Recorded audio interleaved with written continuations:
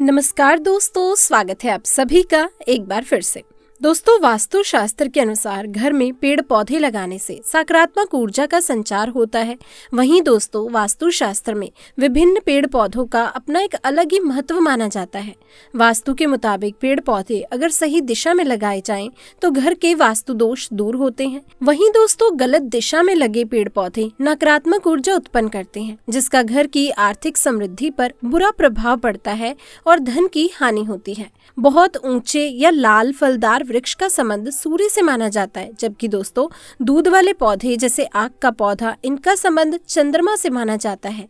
वास्तु में तुलसी के पौधे को शुभ माना जाता है।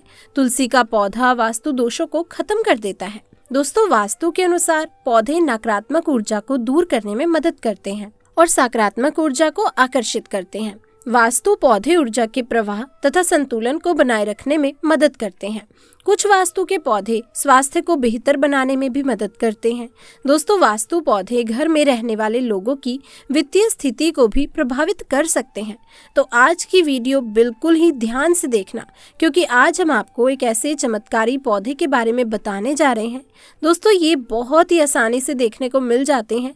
अधिकतर ये सब्जी के रूप में भी प्रयोग किए जाते हैं। तो दोस्तों, आयुर्वेद से इसे अमृत भी कहा जाता है और ये मुर्दे को कैसे जीवित करता है, इस वीडियो में जानते हैं। मुर्दे का मतलब कि आपके शरीर में जो ताकत नहीं है, आपके शरीर में बिल्कुल ही किसी भी प्रकार का जोश नहीं है, आपके शरीर में किसी भी प्रकार का अगर बल नहीं है, तो ये शरीर में ताकत और जोश को बढ़ाने का काम करता है। दोस्तों, प्राचीन ग्रंथ वेद पुराण में एक पौधे के बारे में ही कहा गया है कि इस पौधे के सेवन से शरीर का कायाकल्प हो जाता है।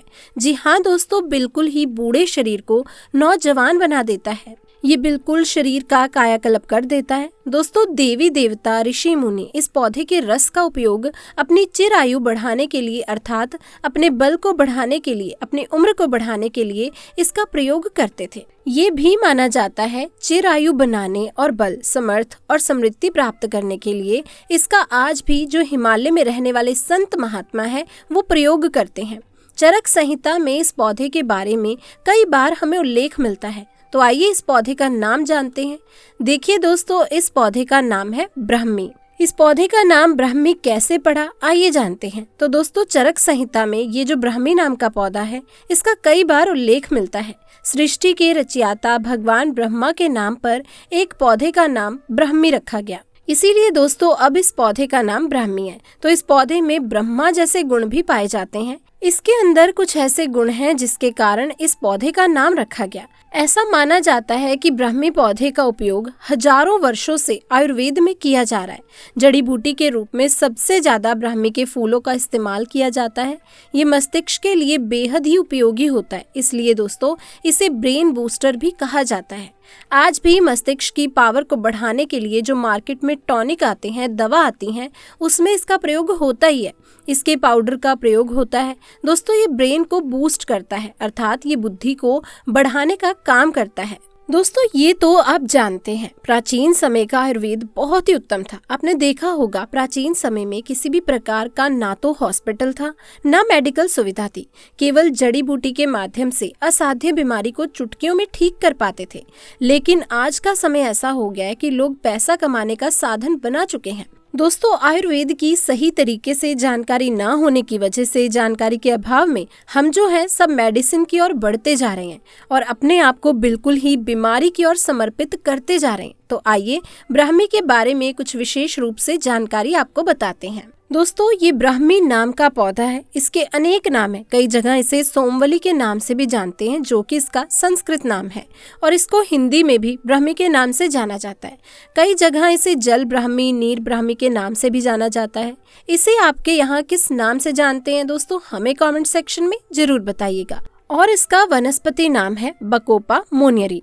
तो आइए हम आप लोगों को बताने का प्रयास करेंगे कि कौन सी बीमारी में इसका कौन सा हिस्सा प्रयोग होता है और इसका धार्मिक महत्व क्या है।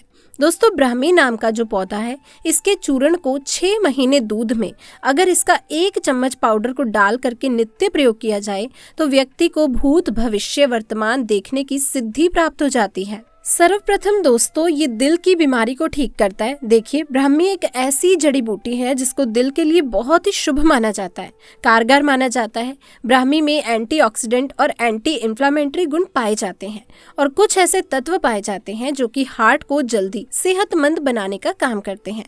दोस्तों, ब्राह्मी का चूर्ण आपको आधा चम्मच से स्टार्ट करना है और उसकी खुराक 1 चम्मच की ओर तक ले जानी है। तो प्रथम दिन आपको आधे चम्मच का प्रयोग करना है।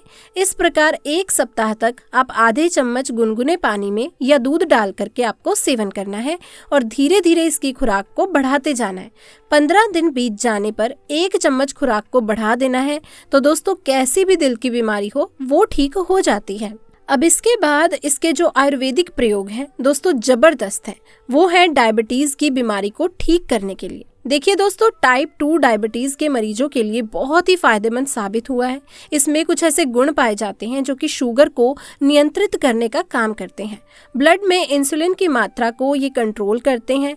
तो कैसे करते हैं? जो लंबे समय से डायबिटीज की बीमारी से परेशान हैं, ऐसे लोग क्या करें? सुबह खाली पेट आधा चम्मच इसके पाउडर को डाल करके 2 से 3 महीने तक पिएं।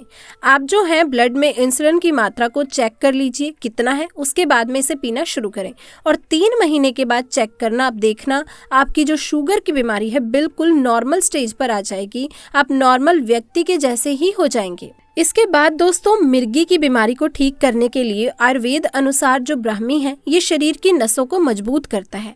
मिर्गी के साथ साथ जो लकवा की बीमारी है उसमें भी बहुत ही ज़्यादा फायदेमंद है, क्योंकि ये शरीर की नसों को और हमारा जो ब्रेन है इसे बूस्ट करने का काम करता है। क्योंकि दोस्तों, ये दोनों बीमारी ही हमारे नर्वस सिस्टम से जुड़ी होती हैं। तो मिर्गी की बीमारी ठीक करने के लिए आप आयुर्वेदिक दवा ले रहे हैं, आधा चम्मच सुबह और आधा चम्मच शाम को। इसे गुनगुने पानी के साथ में आपको लेना है। गुनगुने पानी का आधा गिलास ले लीजिए। सुबह शाम आधा आधा चम्मच नहीं लेना चाहते हैं तो उससे भी थोड़ा कम कर दीजिए। सुबह शाम पीना है। कम से कम आपको इसे 2 से 3 महीने तक पीना है। तो आपका नर्वस सिस्टम से जुड़ी, अर्थात जैसे लकवे की बीमारी है, मिर्गी की बीमारी है, उसमें दोस्तों काफी लाभदायक सिद्ध होता है। तो आपने देखा होगा कि बुद्धि को तेज करने के लिए ब्राह्मी का प्रयोग आज भी करते हैं। तो आपने ब्राह्मी का टॉनिक भी देखा होगा। मार्केट में आयुर्वेदिक दवा में बहुत ही आसानी से इसका टॉनिक मिल जाता है, क्योंकि दोस्तों ये बुद्धि को बिल्कुल हमारे कंप्यूटर जैसा ही करने में काम आती है। 1 से 1.5 चम्मच आपको शहद लेना है और आधा चम्मच इसका पाउडर लेना है, अर्थात ब्राह्मी का चूर्ण आपको आधे चम्मच की मात्रा में लेना है और इसे मिक्स करके आपको एक टाइम खाना है। चाहे आप सुबह खा लीजिए या शाम को खा लीजिए, लेकिन आपको ये खाली पेट में खाना है। दोस्तों, ब्राह्मी के पत्तों को छाया में सुखाकर इस्तेमाल किया जा सकता है। मस्तिष्क को शांत रखने, शक्ति प्रदान करने के लिए आप इसका प्रयोग कर सकते हैं। ये बहुत ही अच्छा टॉनिक है। जिन्हें अनिद्रा की शिकायत रहती है उनके लिए ये अचूक दवा मानी जाती है। दोस्तों, वास्तुशास्त्र के अनुसार ब्राह्मी चूर्ण तो वर्षों की पुरानी अनिद्रा से छुटकारा दिला सकता है। इसके लिए ब्राह्मी के ताजा 20 पत्ते लें, इन्हें गाय के दूध से धोएं, छानकर रोगी को पिला दें। यदि आप ये प्रयोग 7 दिन तक करते हैं तो नींद ना आने की समस्या से आपको काफी राहत मिलेगी। तो मेरे प्यारे दोस्तों, आज की वीडियो में बस इतना ही। मैं उम्मीद करती हूँ कि इस वीडियो के जरिए आपको ब्राह्मी के पौधे के गुणों की जानकारी मिल गई होगी। आपको हमारी वीडियो कैसी लगी आप हमें कमेंट सेक्शन में आके जरूर बताइएगा। और यदि आपको हमारी आज की ये वीडियो पसंद आई, जानकारी अच्छी लगी, तो इस वीडियो को दोस्तों लाइक कीजिए। अपने दोस्तों और रिश्तेदारों में इसे ज़्यादा से ज़्यादा शेयर कीजिए ताकि उनको भी ब्राह्मी के पौधे के लाभकारी गुणों के बारे में पता चल सके। इसी के साथ दोस्तों, अगर आपने हमारे चैनल को अभी तक सब्सक्राइब नहीं किया है तो उसे भी सब्सक्राइब कर लीजिए और साथ लगे बेल आइकन को प्रेस करना ना भूलिए, ताकि दोस्तों हमारी आने वाली वीडियोस की जो नोटिफिकेशन है वो आपको समय पर मिलती रहे। इसी के साथ दोस्तों मिलेंगे और एक नई वीडियो के साथ। तब तक के लिए आप सभी का धन्यवाद।